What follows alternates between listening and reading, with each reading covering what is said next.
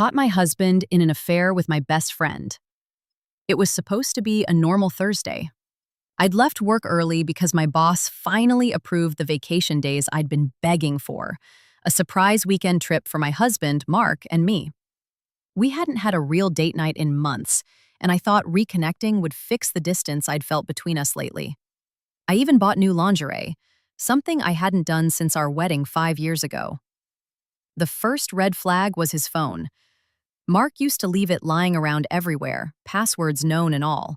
But 3 weeks ago, he started carrying it in his pocket like a loaded gun. Once, when it buzzed during dinner, he jerked like he'd been electrocuted.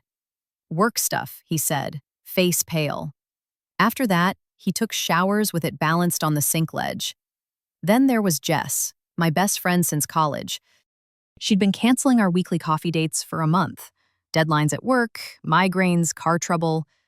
I sent her a care package for the migraines. When she didn't text back, I figured she was overwhelmed. But last week, I saw her in the parking lot of our favorite brunch spot. She was laughing, sunlight catching the rose gold necklace I gave her for her 30th. I waved, but she ducked into her car like I was a ghost. That Thursday, I came home giddy, ready to blindfold Mark and unveil the surprise. But his car was already in the driveway. Odd. He'd said he'd be at the office until 7. I walked in, humming, and froze. High heels sat askew by the staircase. Red stilettos, not mine. Our bedroom door was cracked open. The sound hit me first.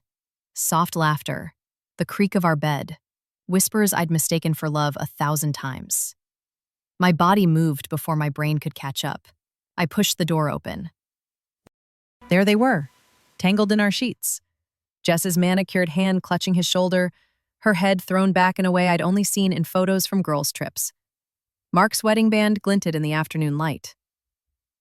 Time split. I remember screaming, raw, animal sounds I didn't know I could make. Mark scrambled backward, sheets slipping. Jess shrieked, "Oh my God, expletive!" and clawed for her dress.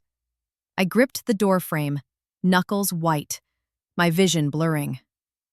"It's not what it looks like," Mark choked out, voice high and desperate. Jess stared at me, mascara bleeding down her cheeks. "Lena, please!" I couldn't breathe. The room smelled like her vanilla perfume and his cologne a sickening cocktail. I backed away, numb, as they stumbled over apologies. The lingerie bag slipped from my hand, lace spilling onto the floor. I drove.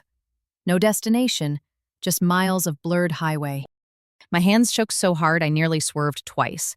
When I finally pulled over, I dry-heaved into a gas station trash can. Strangers stared.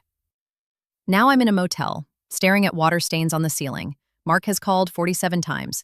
Jess sent a novel-length text. It meant nothing. We were drunk. You're my family. I keep replaying memories. Our wedding day, Jess adjusting my veil, grinning. Mark's hands on my waist as we slow danced in our empty kitchen last Christmas.